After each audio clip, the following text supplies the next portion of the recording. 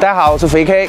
今天我们是请到了春风的675SR 和绅士的703双2，现目前最火的2台国产的重量级仿赛。3缸它对比4缸的优势，我们也就不再多说了。今天这2个主角，我们以静态的方式先给大家来对比一下。先从外观上面来看，这2台车的外观设计语言是完全不一样的。从车头来看，春风整体的车头它是往前收了的。它显得会比较圆润一点。大家如果没太注意这个车头，我们看一下它的这个前挡泥，整个它的车头和前挡泥是往后收了啊。我们看这个轮胎露出来的位置，它是露得比较长的。这样呢，整个车它会看起来会比较圆润啊，圆润。那我们再看一下绅士，绅士它的车头就完全不一样了。整个绅士的车头它是尖尖的，很犀利的造型，然后它的前挡泥露出来的部分也是比较多的，然后轮胎的部分它就会显得会比较少一点，这是他们的取向。那我们看车尾，绅士的车尾还是尖尖的，一个很犀利的一个造型，再搭配旁边的2块，中间是中空的。那我们再看春风，春风后面它会看起来会很钝一点，这里也是中空的。不是说尖就一定好，也不是说钝就一定好，这是他们各自的设计语言不同。今天请到的这2台车呢，它的色彩搭配是完全截然不同的。一台是纯黑的黑武士外观，一台是银色的外观，它们俩的色彩方面的取向是完全不同的。绅士银色的车架，黑色的发动机；春风黑色的车架，银色的发动机，这是完全不一样的。为什么呢？我给大家说一下。绅士的车架是它这次的重头戏，因为它是采用的一体压铸式的车架。这个车架如果做黑色，给人的感觉就稍微差一点；做银色的话，就恰恰可以凸显它的一个车架。而黑色的这个发动机整个表面的喷涂的话，给人的感觉会显得比较高档一点啊。这个车架大面积的裸露在外面，第一方面可以帮助散热，第二方面主要就是厂家可以秀一秀自己的肌肉，因为这个车架现目前在国内甚至在国际上来说的话，都是非常厉害的一个存在。那我们再来看春风的车架，春风的车架跟绅士的车架它就完全不一样了。春风的车架显得它要稍微怎么说呢？可能会显得没这么强壮。所以它用银色的发动机的一个喷涂来搭配这个黑色的车架，其实是在弱化这个车架，在凸显它的发动机啊。这样一说，大家可能就明白了，为什么用黑色会凸显它的，会显得它的车架没有这么小呢？因为像旁边的一些塑料件，给人的感觉它其实会跟车架融为一体。你不仔细看的话，你可能会觉得这些地方都是车架的一部分，但实际上它的车架，它只是这一块啊，它要薄弱很多。绅士的就恰恰跟它相反。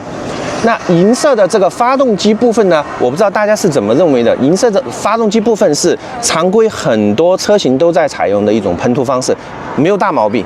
来，我们看看细节，我们可以看到这个发动机结合的部分有这种胶溢出来的哈。这个不是问题哈，这里我再次给大家说，这个不是问题。包括绅士的车上也有这种情况，这是打胶了过后，合盖了过后，这个胶会从旁边溢出一部分。很早以前大家觉得这个东西是有问题的，其实这不是问题。包括像铃木，日本产的铃木也会有这种问题啊，所以大家可以放心的使用。好，说完车架，我们来说一下它的平叉部分。绅士这次的平叉是采用的这个铝合金的很粗壮的一个平叉。这个平叉它的左右两边是对称的，我们可以从这个位置来往里面看，从轮胎往里面看，看到这个位置，它里面是比较强壮的。但是我们再换一个角度来看，来，我们从这个角度来看，我们来看这个地方，能看到吗？这个里面，它实际上还是偷了一部分的啊。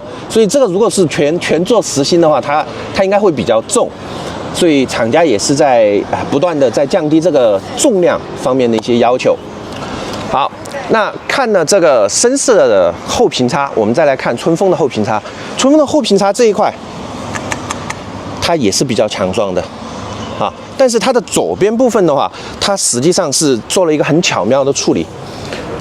看起来很强壮哈，这一块是空的，它只有下面这一块，所以它左右两边是不对等的。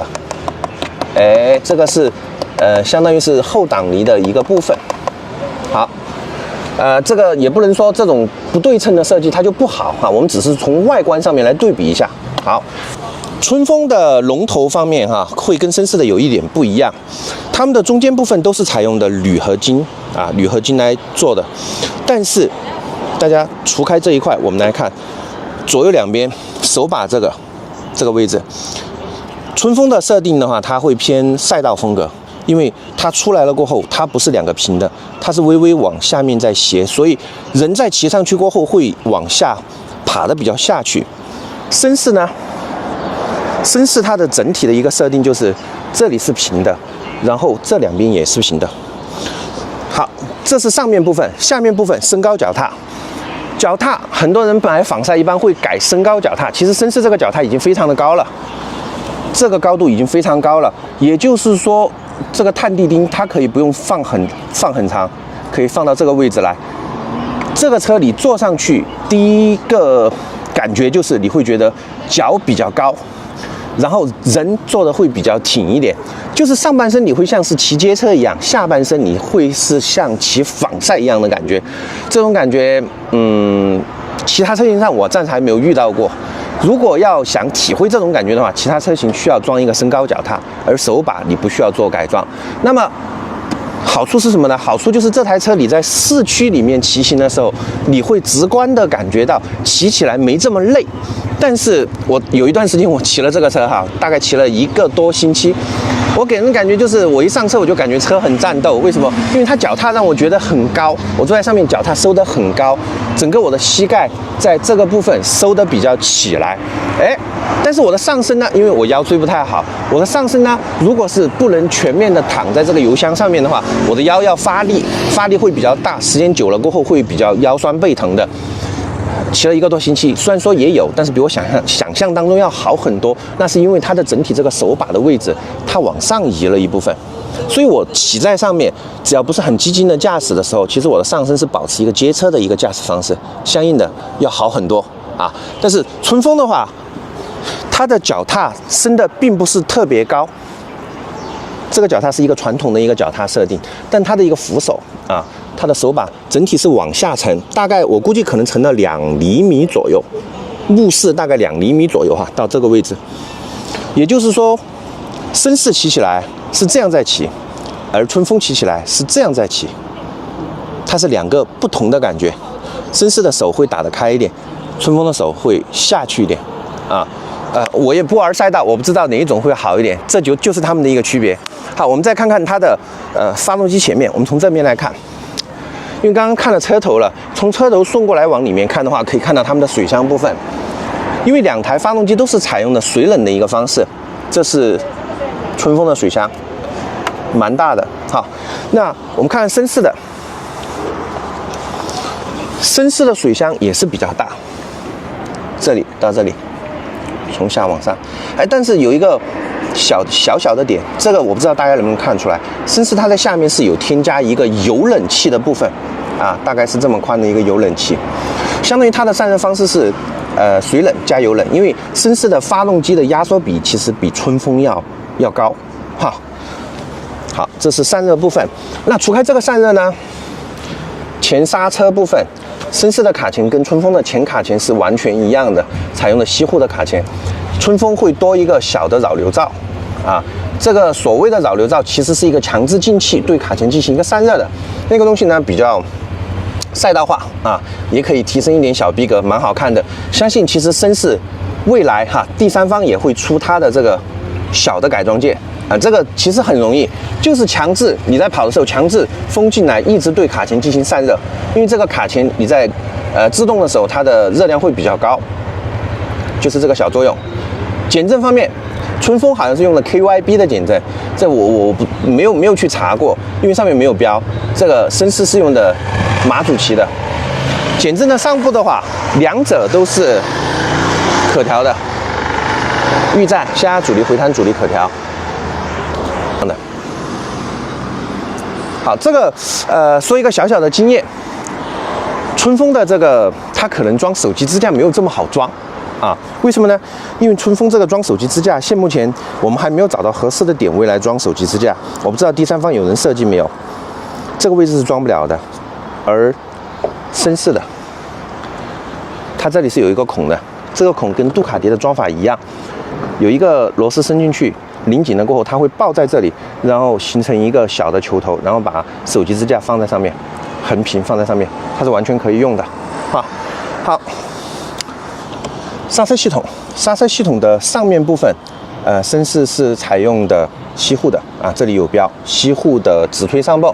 这个有车友说它的前段手感不是太好，其实我用了过后是前段确实是有一点点空，但是日常用的话其实是完全够用的，完全够用。这个前段有一点点空，它会让你刹车的制动力来的没有这么线性，但是呢，我觉得我用还够了，也就是说可能我水平还没到。春风的这个上泵也是采用的直推的，上面是打的春风自己的标，具体是哪一家的我不太清楚，网传好像说是杭特还是哪一家的啊，这个我就不太清楚了，这个我没有证实啊，不去多说。下泵是西护，上泵未知。那后刹车呢？后刹车部分，春风是有一点省钱了哈。整个后刹车过来的一个油管，它是采用的橡胶油管，前面的油管采用的钢喉，但是后面采用了这个橡胶油管啊，这个是我没有想到的。卡钳部分，这个也是用的一个比较入门的卡钳，这个没有打标，应该也是杭特的吧，感觉蛮小的，这应该是30，可能是个32的活塞，30或者32的活塞。这是绅士的，绅士还是采用的西护的，然后包括后面的皮也是给你配的铜烧结的皮，所以绅士在后刹车上面整体的用料它会要更好，包括这个油管，看到没有？这个也是采用的钢喉。好，那车架、平叉、刹车系统、坐高、外形，还有什么呢？还有就是它的轮胎配置。整体的两款车的轮胎，它是选用的2个不同的风格，价位方面其实差距是蛮大的。绅士是使用的米其林的 Power 6，Power 6算是应该是叫米其林这个赛用轮胎里面的高级啊，算是比较高级的了。虽然说不是最高级啊，但是这个市区你完全是 OK 的。你要去小赛道里面去浪一浪，这个其实也足够应付。当你要跑高速用这个轮胎去大赛道上面用的话，可能会稍微有点吃力了。小赛道上面是完全 OK 的。然后春风这一次它是使用的正新的 CST 的 logo， 好 ，S3N 啊，这个轮胎其实也还行，但是正新跟米其林的差价它是非常大的，非常大的啊。好，来我们再看看正面，这个位置其实就是他们之前在说这个减震很重要的一个点。首先，绅士的这个回压包它比较小的，它相应的比较小，而且是做了黑色的一个喷涂，所以在这个位置我们可以看到减震的下面部分这个多连杆它是完全能放得下的，整个我们的减震是升到下面来了啊。好，那我们看一下春风的这个回压包部分的话，它是整体没有做漆的，这个回压包它比较大，然后我感觉可能春风的它的声音会比较小一点，会比绅士的声音小一点。那它的减震部分，因为这个回压包，所以它的这个减震就做成了直挺式的减震了，它是只能挺在这个后平叉的中部啊，这是因为空间也绕不过去了。哎，这个具体是什么一个设计需求，我们也不去再说了。好，这个我不知道大家到底是喜欢这种颜色，还是喜欢那种黑色喷涂了的。我个人会更喜欢黑色喷涂，稍微小一点的那种状态。这个状态在从这个位置、这个角度来看的话，我感觉看起来是有一点违和的啊。快排2台车都是配备了同样的快排，如果不出大的意外的话，春风的这个快排跟绅士的那个快排是同一个供应商的供应。2台车说了这么多，我不知道大家喜欢哪个外观，我们来听一下他们的一个声浪。春风是采用的实体钥匙，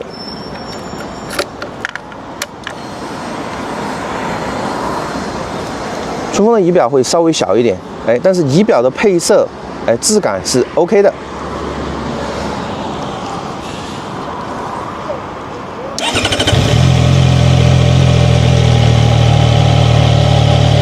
大大鼓的声音其实大家都有哈，我怎么让大家来听一下这个大鼓的声音？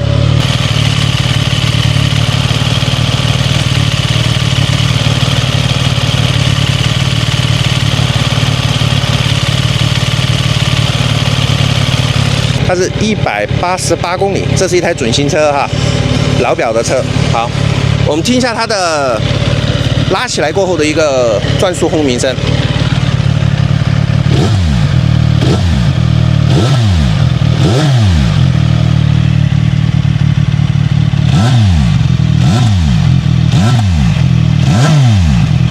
有一点轻微的回火的那种感觉。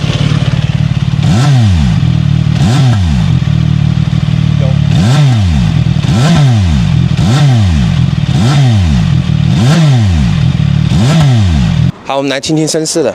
绅士整体它的电控跟它以往的电控是一个方式，它的钥匙就是这样。平时我们是戴一个手环在手上，钥匙靠近它，只用点一个通电，夸它会响一声。绅士这个仪表呢，这个开机画面还有里面的 UI， 大家都在说这个看起来它没有春风那个高级感，老陶也是比较听劝哈，马上就做了仪表 UI 的一个改进了。好，这台车9公里啊，这台车就更新了，9公里。来，帮我捏一下离合器，我们打个火。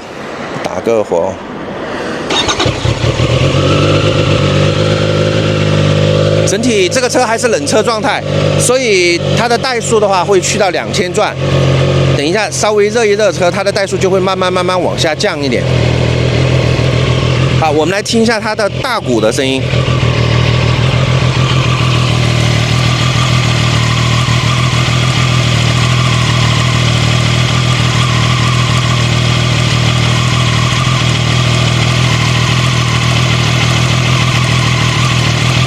基本听不到大鼓的声音，可能这台车运气比较好，但是实测我们其他的车型上面会有一点点大鼓的声音。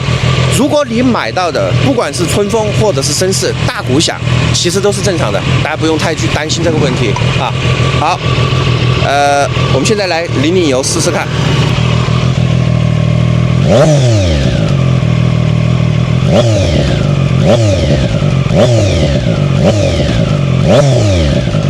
对比一下这个。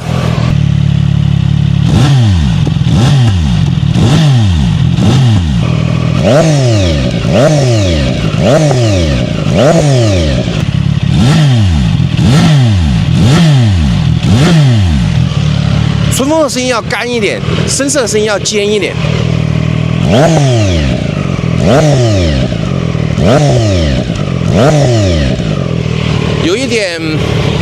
有一点小小的哨音。好，今天就给大家分享这2台车到这里。接下来我要把这2台车放到秤上称一称，看看这2台车分别是多少的重量。